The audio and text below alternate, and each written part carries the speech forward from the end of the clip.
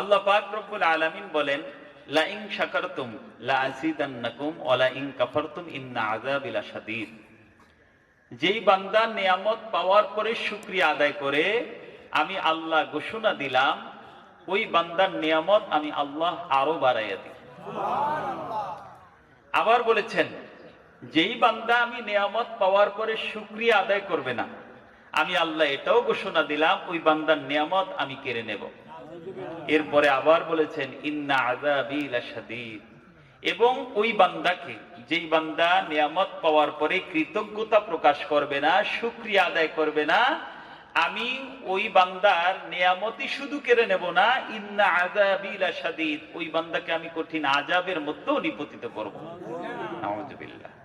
তাহলে এই আয়াত থেকে আমাদের কাছে স্পষ্ট, আমরা যদি আল্লাহ তাআলার নিয়ামত পাওয়ার পরে শুকরিয়া আদায় করি, তাহলে আল্লাহ পাক কি করবেন? নিয়ামত বাড়িয়ে দেবেন।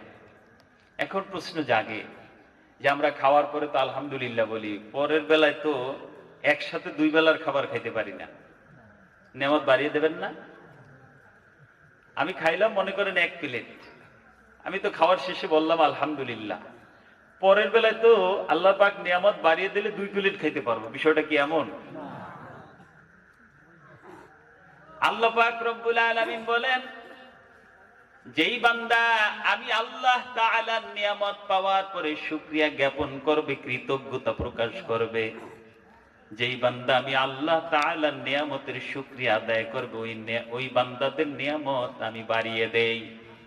পূর্বেকার যুগের ঘটনা মুরব্বীরা বলতেন, ইলিশ মাছ যখন ভাজা হতো অনেক দূর থেকে তার ঘ্রাণ পাওয়া যেত।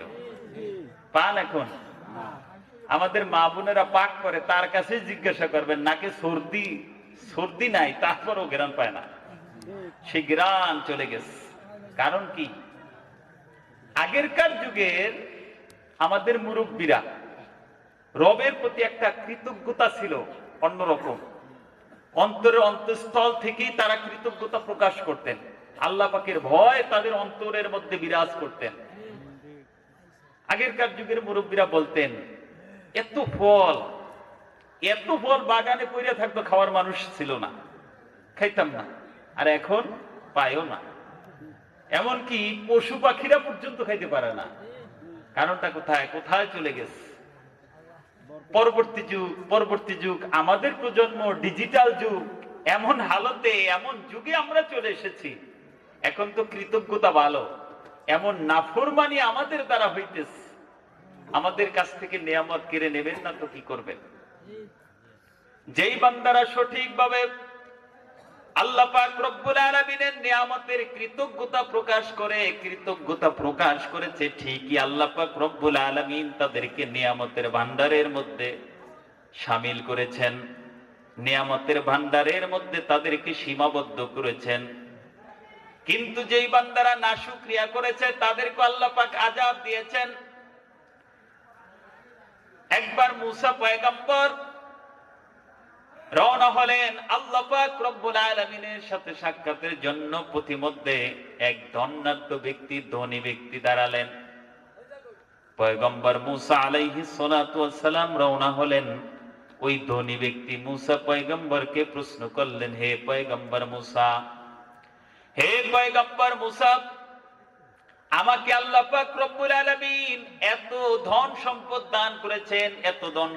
দান করেছেন, এই ধন সম্পদ গুলো আমি কোথায় রাখবো, কি করব?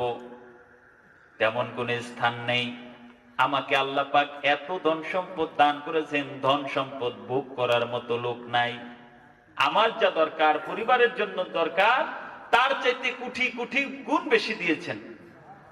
এখন আপনার কাছে প্রশ্ন হলো, আপনি তো কোথায় যাচ্ছেন?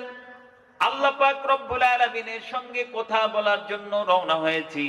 আপনার কাছে আমার প্রশ্ন হলো, আপনি একটু আল্লাহ পাক রব্বুল আলামিনের সাথে গিয়ে বলবেন, হে রব্বুল আলামিন, আপনি আপনার এক বান্দাকে এত ধন সম্পদ দান করেছেন, নিয়ামত দান করেছেন, এই নিয়ামত গুলো কোথায় রাখবো, কি করবো, এমন কোন কুল কিনারাই পাচ্ছে না। তবে আপনার কাছে প্রশ্ন, কি করলে ওই ব্যক্তির ধন সম্পদ কমতে থাকবে, এটা তিনি জানতে চেয়েছেন। তার এত ধন সম্পদ প্রয়োজন নাই, কিন্তু কি করলে যে সম্পদ দিয়েছেন এগুলা কমবে, এই পন্থা পদ্ধতি তিনি জানতে চেয়েছেন। মুসা আলাইহিস সালাতু ওয়াস সালাম ওই বান্দার প্রশ্ন শোনার পরে যখন সামনের দিকে রওনা হলেন, যাইতে যাইতে কিছু দূর অগ্রসর হলেন। যাওয়ার পরে কিছু দূর যাওয়ার পরে এক বৃদ্ধ মহিলা, গরিব মহিলা রাস্তার কিনারায় দাঁড়িয়ে রইলেন। পয়গম্বর মুসাকে দেখে ডাক দিলেন, হে পয়গম্বর মুসা, দাঁড়াও, আমার একটা প্রশ্ন আছে, আমার প্রশ্নটা না শুনে তুমি যেতে পারো না। পয়গম্বর মুসা দাঁড়ালেন, থমকে দাঁড়ালেন, বলো তোমার কি প্রশ্ন?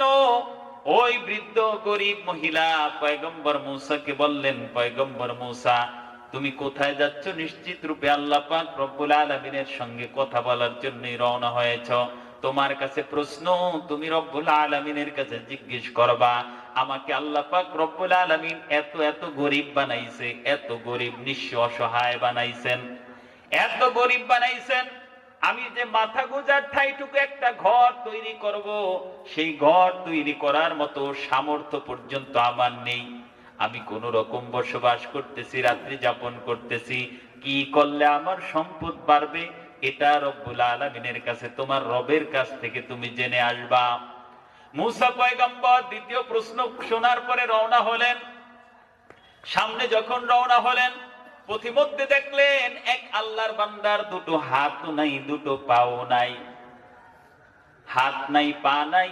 ওই আল্লাহর বান্দা রোডের কিনারায় শুয়ে আছে, শুয়ে পড়ে আছে। পয়গম্বর মুসাকে ডাক দিলেন, হে পয়গম্বর মুসা, আপনি কোথায় যাচ্ছেন? আল্লাহ পাক রব্বুল আলামিনের সাথে কথা বলার জন্য যাচ্ছি। আপনি একটু আপনার রবের কাছে জিজ্ঞেস করবেন। দুনিয়াতে তো মানুষ আল্লাহ পাক রব্বুল আলামিন যে কোনো এক উদ্দেশ্য নিয়ে পৃথিবীতে পাঠাইছেন, তাদেরকে হাতও দিয়েছেন, পাও দিয়েছেন, কিন্তু আমি যে, আমাকে আল্লাহ পাক সৃষ্টি করেছেন, দুটো পাও দেন নাই, দুটো হাতও দেন নাই। আমাকে ওই আল্লাহ কেন সৃষ্টি করেছেন